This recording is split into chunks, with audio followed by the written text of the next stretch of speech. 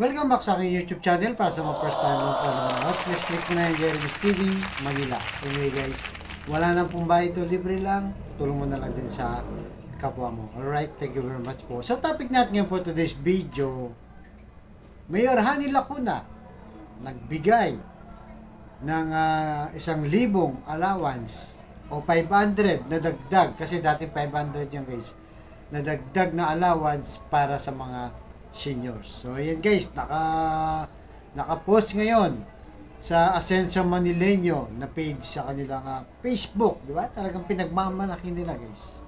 Pero bago natin tuloy ating reaction, maraming salamat po sa mga Iskonians na patuloy na sumusuporta sa atin, lalo na dito sa Maynila at yung mga nasa labas ng Maynila, particularly mga OFW na ating mga kababayan. Maraming salamat po at 5,000 na guys. 5,000 subscribers na tayo.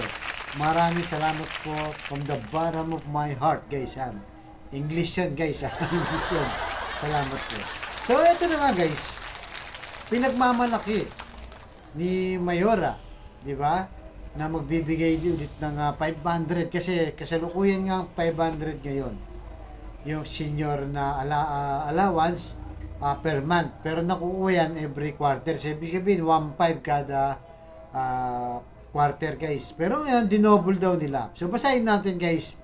Tapos tuloy natin ating reaction. Sabi dito, Ascenso Manileño, good news, Manila's senior citizens monthly allowance doubled to 1,000 starting January 2025. So, ibig sabihin, wala pa ngayon, guys. Wala pa ngayon.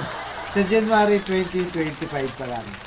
Sabi dito, in a move to further support Manila's elderly, Mayor Dr. Hani Lacuna announced that monthly allowance for senior citizen will be doubled from 500 to 1,000 starting January 2025.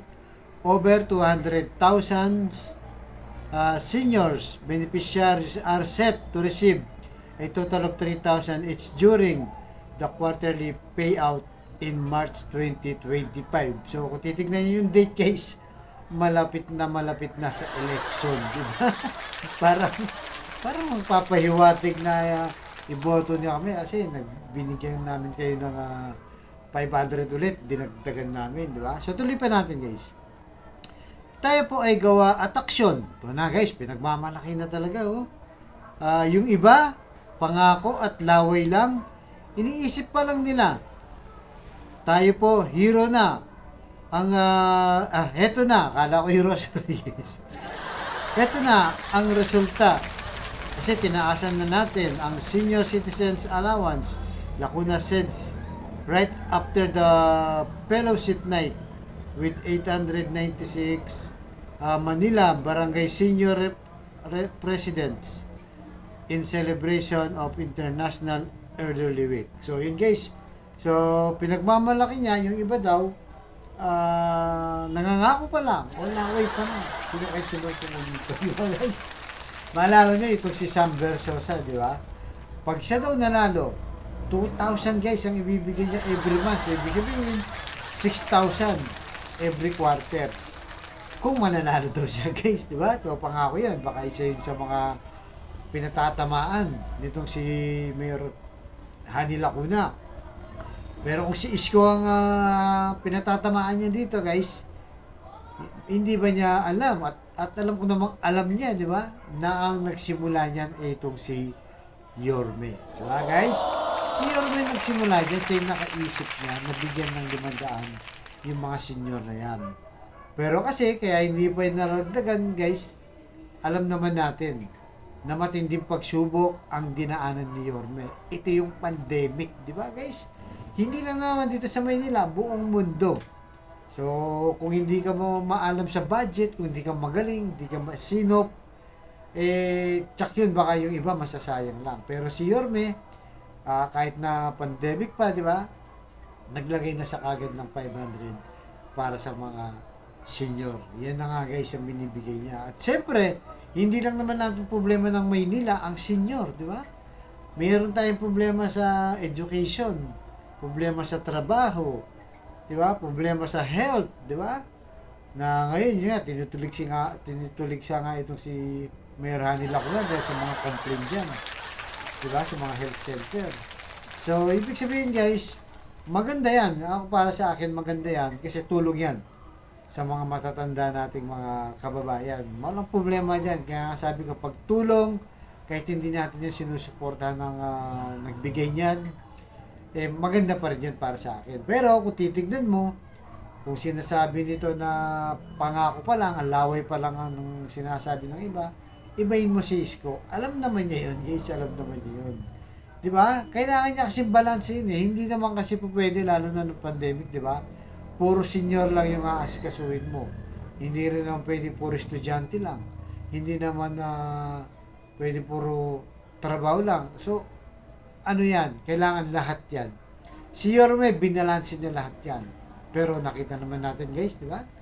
Sa kabila ng pandemic, di ba? Yung mga international na mga eskwela ng public school, di ba?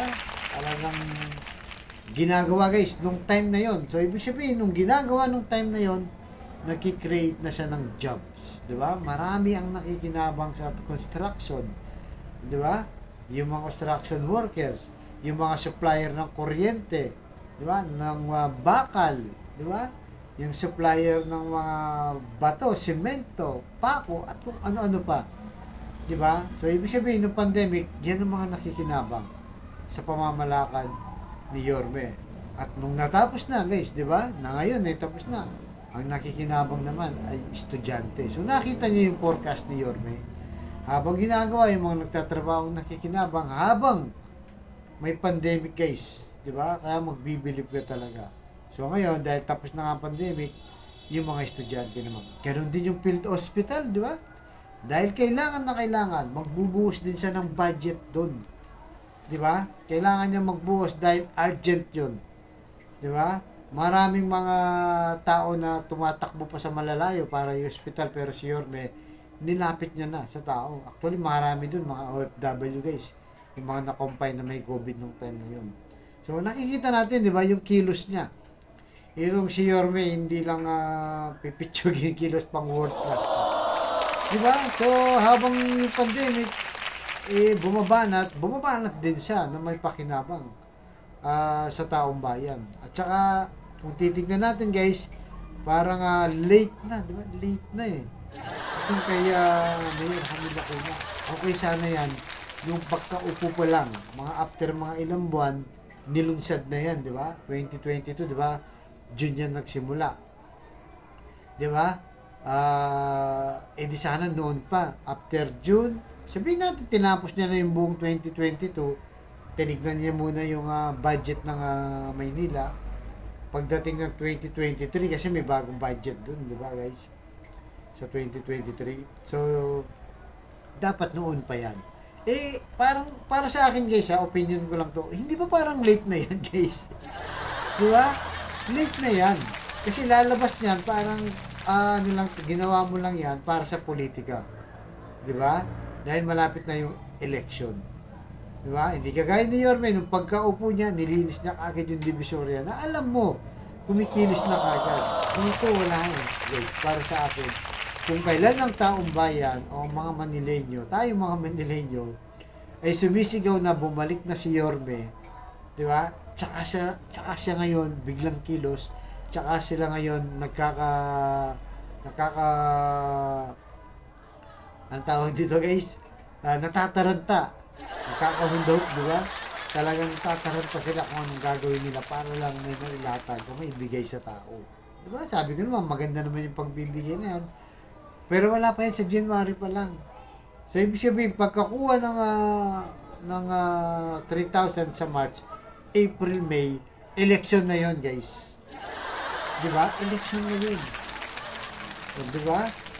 So, parang late na. Di ba, ang laki ng budget na, 25 billion ng budget ngayon, 2025 guys. Sinama ngayon. Paano naman yung 2024? Di ba?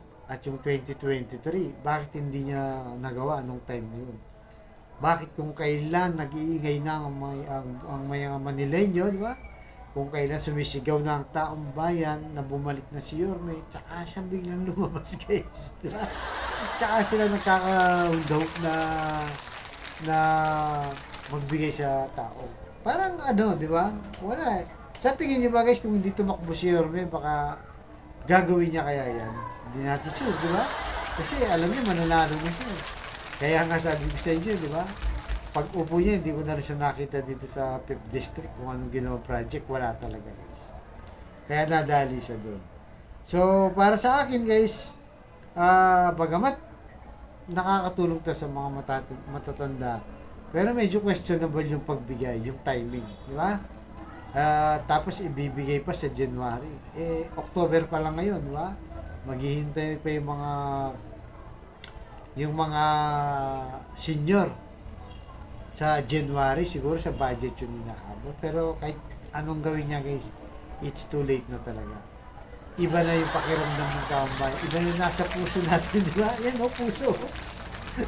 Ang puso natin naka-Yorme na. Tayo mga Manileño, di ba? Kahit nga hindi taga Manileño, di ba? Mga followers natin dito, di ba? Mga kababayan natin hindi taga Maynila na sumusuporta sa atin, naka-Yorme ang puso. Di ba? Para sa akin, late na talaga guys. Late na siya. Sorry sa kanila. Late na yan. So kaya guys, ano masasabi nyo dito? Di ba? Sa pagbigay ng 500. Di ba? Dinoble niya. Naging 1,000 sa mga senior. Basta ako, tingin ko, wala, may halong ano to guys. Papuntang election na kasi, kaya ganyan, di ba? Pero wala na nga, late na nga. Kung sana kung mga nung bago-bago pa lang sana, di ba? Yung pag-upo niya, mga ilang buwan, nagbigay na kagad. Yun talagang makita mo sana. Pero parang ito lang ata nakita ko na ginawa nila. Binigyan yung tao. Hindi natin alam sure. Guys, di natin alam. Pero yun na nga guys. Ano pong reaction nyo dito sa pagbigay ng 500 pesos na dagdag allowance daw sa senior? So, ganito na lang guys. Kaya, tuloy-tuloy lang po tayo. Kailangan pa nating i-promote si Yorme. Di ba? Sabi nga ni Yorme sa mga talk niya, kung saan sila umiikot ngayon. At hindi na siya mapigilan guys, dahil talagang hinahanap na siya ng taong bayan. Sabi ni Yorme, kailangan daw mabasa tayo ng ulan. Bakit? Para pag nabasa tayo ng ulan, dadami tayo. Huwag tayong masyadong pakasiguro. Di ba? Alam naman natin sila yung administrasyon. Itong isang kalaban nila, itong si SB Versosa, isang bilyonaryo yan guys. Bilyonaryo yan. Negosyante yan. At itong si Mayor Hani Lacuna, nakadikit yan sa kusina ni BBM.